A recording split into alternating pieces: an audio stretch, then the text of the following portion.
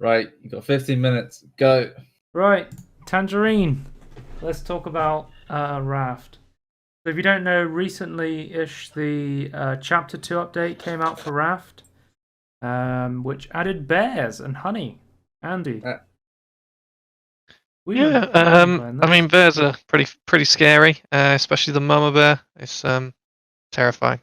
Yeah, I've got some footage of us on Balboa Island, which is the island where you first encounter the bears. So the old progression system used to be for the end game of Raft.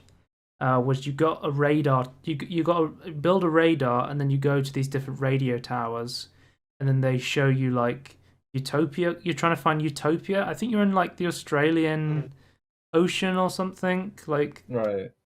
but So, there wasn't really a good end game to this game. I think that was one of the weakest things about it. so how do you Yeah, get? so Is it like a new previously island then? you just discovered like this single one, like it almost looked like an oil platform sort of place. It was derelict. There was a couple of Easter eggs on it, and that was about it. Now there's a fully fledged system. You go to a radio tower, and then you go to a cruise ship, which is pretty cool. And it's basically there's a bunch of like puzzle solving and stuff that you have to do. Yeah, there's like actual proper mechanics to try and puzzle solve to get through this. Like Tomb Raider style. Yeah, there's like this abandoned cruise ship, and there's these new like little scritter kind of animals. Okay. Yeah. I'll That's skip kind of cool. on the island. There we go. A There's little bit us on the scary. island. So like you actually go to an island and then like do you have to find the island and then do Because the puzzles on the yeah, island? so the cruise ship gives you coordinates for the next island, Right. and then the next island is Balboa Island, which is actually a real island in New York, I think, which is shaped like a bear. Okay. And this is where you first encounter the bears. There's So a this bunch. is- Okay. Okay. There's a bunch of like ranger stations and relay stations, and you need to turn them all on to get the coordinates to the next area. So one of them has like an acid pool where you have to do like a jumping puzzle. Another one's got like a giant mother bear outside of it that's guarding it. With this update as well as with the bears, bees are very important because this introduced biofuel. And okay. with honey, you can make biofuel, which you can now. Before you would have to manually turn your raft no matter what. But I was talking about adding to the end game of the game. You now can build a wheel and an engine to power your ship, which is really fucking cool. Yeah, it's pretty awesome. You just go in any direction now. It's great. So these bears really hard to kill, so because like you seem to like Andy, you seem to just running away as soon as you saw Yeah, that. that was that's a how normal you bear. beat them. That Oh was my a God, normal what? bear, but there's the Oh, there's mother another- bear, which is really fucking powerful. Okay. I think we eventually crafted everything in the game because you need to discover recipes by capturing certain items. So Yeah. you get the machete by progressing through the story now. There's you need chickens. You need to make a net out of puffer fishes. Goo, in order to build this one-time use net, which then you can go onto islands and capture animals. You use goat hair to make armor and backpacks. Then there's chickens, which give you eggs. Where previously you got eggs from birds, but now you need chickens, which then help you build healing salvia sort of thing, or whatever it's called. Healing salve, I think it's called. Salvia. Big money salvia healing shit. Right. Yeah. That's the Yeah, machete I'm holding. That's one of the new weapons. But you need to build the machete to progress through the story because some of the ranger stations are. One of the ranger stations is hidden behind vines, and the only way to get through vines is using the machete to cut them away. And then the machete is kind of like a mid-range kind of weapon after that point. Okay. Yeah, it's kind of interesting. Like the bow is typically going to be your best weapon throughout most of the game, just because it's ranged and helps you avoid damage. Because health is, you're an archery man, Andy. I think you might be a bit biased. Yes, but you like being ranged.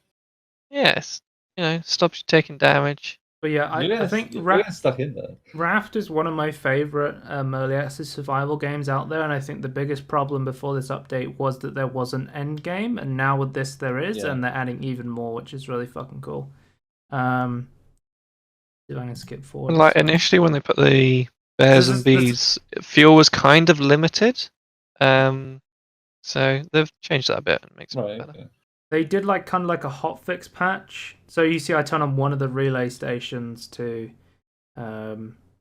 unlock the next coordinate for the utopia we're looking for, way out.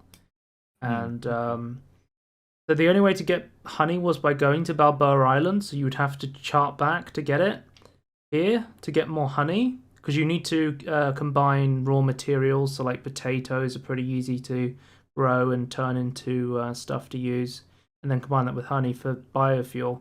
But they changed it so you can now put honeycombs on your ship. You can capture you can capture bees with nets, and you can grow honey on your ship now, which makes it way easier, which is nice. So you can kind of just like I think is this try the and get jumping puzzle one? One mechanic to try and automate everything. Yeah, this is like the acid jumping puzzle one I was talking about. You gotta be careful here, not to fall in the fucking acid and die. Also, don't try and follow Joe across these platforms. Yeah, they start falling. I was doing my fucking hot lava impression there, where I'm bunny hopping across. Yeah. But there's tons of like I love the new puzzle design sort of thing they put in place, and the kind of the story elements they put in place to unlock this new content. And basically what happens is this is chapter 1.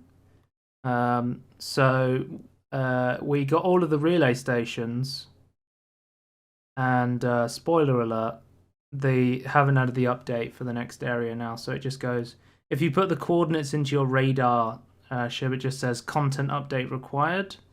Right. So they haven't, but we know the next area we're going to is called the Shanty Town, and based on their social media, we've seen concept. Yeah, when you kill animals, you can put their heads on as hats.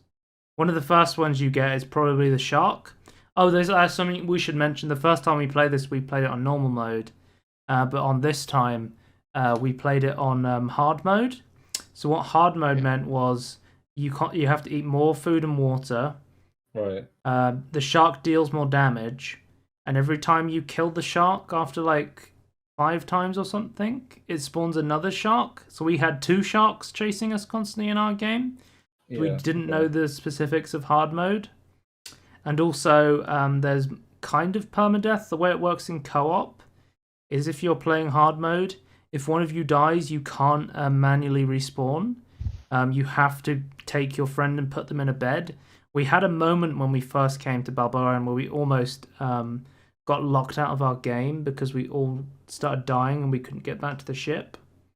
But we managed to find ourselves lying on the beach dying and get back on the ship, which is good.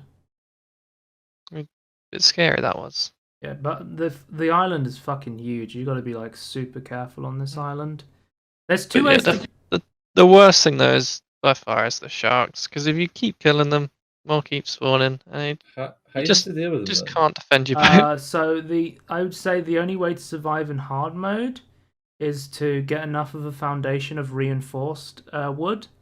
So the sharks, the sharks will keep attacking you and destroying your wood, and it's really annoying. But you basically the hardest thing about playing on hard mode is the early game's really interesting because you need to turtle long enough that you can build. You can get iron by going diving. Diving's really important. You need to build these reinforced wood, and the sharks can't attack reinforced wood. Well, at all? No, not at all. So that's why, slowly over time we got to a point where we were able to make a ship that was safe from the sharks. But early game, it's like right now it's not a problem at all. But early game, like we had to work really hard and to get it. And I think that's the point where I'm like, hard mode's really good early game because it actually really puts a lot of stress on your ship. And it's really hard to get through it. That was really interesting to try. I assume it's still balanced for like it's still fun to like deal with these because sometimes like hard mode is just hard for like not any more fun. Is it actually Yeah, to it just deal changes with up the the way you shark? play the game and it makes it more interesting, I would say. That's what I really like about this update. But we know Shantytown, the next update that's coming. I think it's called Caravan Town. We've seen concept art, so we're going to have a bunch of Caravan Island.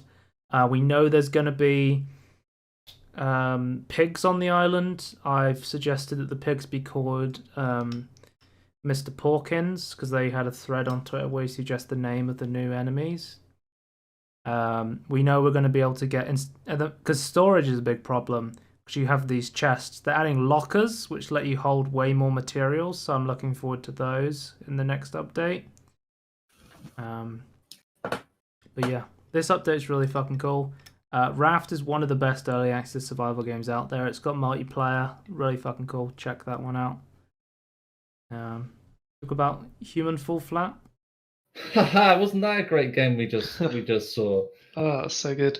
Yeah, Definitely one take. Speaking of Raft and Like a Tom bears, Scott video. let's watch this video on Human Fall Flat that isn't 2 weeks apart. We've not seen this before, ever. No. Yeah, no. we already recorded this, but I already recorded my audio, so I have a video of me rambling for 20 minutes, and it makes no sense.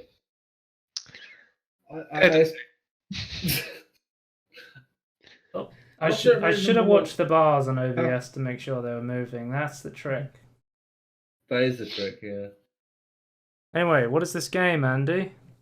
So it's Human Fall Flat. It's a co-op puzzle jelly physics type of game, I guess. Very popular in China, as the workshop would lead you to believe. Oh yeah, I completely forgot about that. Yeah. So all the maps in Chinese, right? So the big thing about this game is there's like a set of puzzles it comes with, and then there's like a massive workshop with tons and tons of great content that adds tons of replayability to it. So in Super Mario Maker, you have what's called Japan levels, and Japan levels are usually the hardest ones. And then in this, you have the Chinese, like 90% of the levels are the Chinese levels, and you click on one of the Chinese levels, and you go, "This is going to be a good level. It's a China level." So. You're playing the tutorial at the moment, right? Or it's like this is like one of the first missions. This is the footage I recorded. I don't think I got any footage of like there's a guy taking a piss in a fountain. Man pissing. I don't think I got any recordings of the workshop, but they have what they do is they do map competitions. They just done one recently, where they add the winner of the map competition into the game as an official map. So I believe the one before was the factory map, and then they just added thermal to the game like literally today as I'm recording, which is a workshop map we've already played. So we've already played the map that they just added to the game today. If you remember, it was the map with on the ski resort, Andy. No, I do remember that. It's apparently it had 220,000 downloads. So lots of people have played it on the workshop. So I think it won like $10,000 and they added the map to the game. So yeah, that's a lot of money. The one thing they're doing to support the game itself is they're constantly doing these map competitions, and that gets people going crazy, building really interesting and fun maps. These have themes, the competitions? Was it? I think it was sports theme they did. I don't think Thermal has anything to do with sports other than maybe. Oh, I think it has skiing in it, maybe. Oh, okay. Yeah. It's they're really good quality as well. Sort of like you play through most of the main game. It sort of teaches you how to play through it, building on it level by level. So you get introduced to all the mechanics of the game. And then you go on the workshop maps. How do you control your character, Andy? So it's a bit odd. Obviously WASD to move. And then your mouse buttons do your left and right arm grab. Left mouse for left arm, right for right arm. Yeah, and depending on where your camera's pointed, depends whether you reach up or down. Sort of when you press those buttons, so you control what height you're grabbing at, and it actually works really well. It's really simple and easy to pick up. I think everything gets taught to you of how to do everything, apart from the how to pull yourself up into the second level, is where that kind of gets taught to you. Yeah. You need it now, right? And then Yeah, I think you kind of needed to know it on the first level. They teach you like basic button box physics, like pull sort of thing. Yeah. Put the box in the button, and then you can go through. Or if you're playing co-op, you can just cheat and get someone to stand on it. That's another way to do it. Yeah. Because every time you finish a puzzle, you get a checkpoint. So you could just cheat through a puzzle, get a checkpoint, and then your friend kills themselves. That's another way to do it. Yep. It's it's all the levels are completable solo. Yeah, so all the levels in the game have been designed to be able to be completed solo, and then usually playing them in co-op is a lot easier and also more fun, in my opinion. I'm trying to do a lot of this stuff with your with each friends. other, like grab each other, right? So this is what I was talking about. This is how you climb up. You put your arms up, and then you kind of pull yourself up, sort of thing. Yeah. So you sort of move the camera down. Oh, you look down, do you? Mm. Okay. Arms up, hold on, pull down. He's off. So they kind of give you this wooden plank here. I think on this level, there's like even a little hidden section where you have to find things with a lamp and stuff as well. There's like lots of replayability for stuff because there is like collectibles you can go and find and stuff if you want to get achievements. But I would say most of the replayability comes from the workshop itself. Yeah, there's a couple of odd little secret achievements and that. But yeah, like I say, it's a lot. There's so much workshop, and obviously with that support is it's endless, really. You just wait another week, and people have made more maps. So the games I'd say most like, probably the one people play the most is probably Gang Beasts. I would say it's a lot like Gang Beasts. Yeah. Gang Beasts was more of a PvP sort of game. It's more of a co-op game. How many campaign levels are there? 10, something like that. Yeah, something about that. The campaign levels themselves are very well made. Okay. And they get harder as you go on. Yeah, it took us a little while to get through them. Because obviously you're learning at that point as well. So sort of each mission is adds up a bit of time, and unless you accidentally skip certain bits, it's pretty good. We accidentally skipped like an entire level because of the that's one thing you can do with the physics is you can like jank it and you can get past stuff. There's even the ability to shimmy up walls to get past objectives you're not supposed to be able to get past, but it's very long and tedious and usually not worth the actual effort. But sometimes it is. Yeah. Yeah. It's good game. Play yourself up, Joe. What are you doing? Another game that's we talked about totally reliable delivery service. That's another great game. game. And a returning mechanic that you may have seen in that game is you can also control vehicles with this game, and they control very similarly to how they do in the totally reliable delivery service. Yeah, sort of one big lever, or maybe two, and sort of forwards and backwards, or left and right.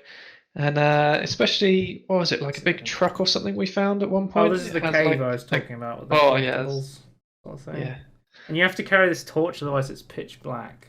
Literally pitch black. It's ridiculous. This is like there's a crane we were using to smash down a wall. This is kind of how the vehicles get used in this game. Just hanging about in there. Okay. Yeah, I think he was trying to. You're doing anything part of the puzzle here, right? Yeah, I'm part of the puzzle. I'm adding the part of the solution. There we go. I think there's like a wrecking ball as well that you get to use, like a construction vehicle tied to it. And I think I just jump off the top of this building and I skip most of the level accidentally, not knowing that wasn't the place I was supposed to go. I'm just like, here we go. What you meant to do is sort of go. You're supposed to knock down the wall with the wrecking ball. Yeah. And then sort of work your way back and then back to this side. But here's Joe just jump into the final room. You can't make it to the I side, can make that jump. I'll be fine. Then I do the quick get my momentum for the swing. That's how you're doing. Okay. Yeah, so you can build up momentum with swings, which is quite interesting. Comes in handy quite a lot. Yeah. And here we go. Bam. Got it. Oh my god. Now this is the final level of the mission. Yeah. I just went to, not knowing I wasn't supposed to be able to do that. So just skipped about 6 rooms, probably 6 little puzzles. Because I think we went back and played this one again, and we were like, "Oh shit, I skipped most of the map accidentally." Yeah. But I think use this. Oh, is it really high up? Is it? Okay. You then use this forklift to smash the glass, I think, and then you can swing to the exit, right? That's how this map works. You just put a plank across the forklift and break. Look. We kind of went back and did the other puzzles, thinking that we weren't supposed to be able to get into that room, but we needed to do the other puzzles first. But it turns out we kind of did them in the wrong order, and we didn't know that. So we were just aimlessly going back on the map, thinking we had to do other stuff. Right, I like the ladders, and they're like pretty cool. You can do a little swing. Yeah. Yeah. Physics in this game is like it's jelly physics, but it feels great at the same time. It's very like fun and intentional jelly responsive. physics. Yeah. Yeah. There's Not like that balance. Headlanders shit. Or not? Was it Head Snatchers? Is what it's called. That game Head fucking Snatchers. sucks. Yeah, something like that. Yeah. Who cares? It was free at one point, right? That's what you're on about. Yeah, it was free on the Humble Store, and that is too much for that game. So that's all. It's too much. I think you played like 5 minutes of Head Snatchers, Andy, and then you uninstalled the game and removed it from your account, didn't you? Yeah, I did. Yeah, it's really I played the single player whacked it. campaign. I played the single player 20 campaign days. of Head Snatchers, Andy, and we have footage of it on the podcast channel if you want to see it. I terrible. think I'm okay. So what? Wait, what was the point you gave up on that? Andy? Like, what 5 minutes was of like playing what's the the PvP. I don't remember, honestly. okay? It's just forgettable. Yeah. It's I literally don't remember playing it, honestly. That's okay. It was that bad. You remember a better game instead. Yeah. I think these maps are at their best when you have kind of these big maps with lots of vehicles and puzzles and stuff to do. Because on the workshop, it's kind of broken up into different sections. Some maps are like parkour maps where it's just about jumping puzzles sort of thing. There's some maps that are puzzle maps. Then there's some that are like arenas where you can fight your friends. Or there's like, oh, this is a racing one. I'm going to put a load of racing cars down. And yeah, You kind of get what you want, really. I probably put like 40 hours or something into this game, and that's mostly in the workshop. So, also, I had one thing before we finish. You can create custom characters that you can also download off the workshop. I created an abomination where you can create a picture with your webcam. So one of my skins is a picture of my face stretched across the body. That sounds terrifying. Some other ones I downloaded from the workshop: Shrek, Pickle Rick. Andy was Master Chef from the Master Chef collection. Don't know if that'll come up at Big all. Chungus? Tangerine. You could probably have Big Chungus. Yeah. Big Chungus? On the PS4. Yeah. But yeah. Human Fall Flat, really good game. And Raft, which we also talked about just a couple minutes ago. Oh, yeah. These are 2 games that I think were both in early access, if I'm not mistaken. But I think both of these games are really worth playing because they have a lot of content and were really fun, especially in co-op. So yeah, they're not that expensive either, are they? No, not at all. Yeah, check out these games. All right, goodbye. Bye. Bye.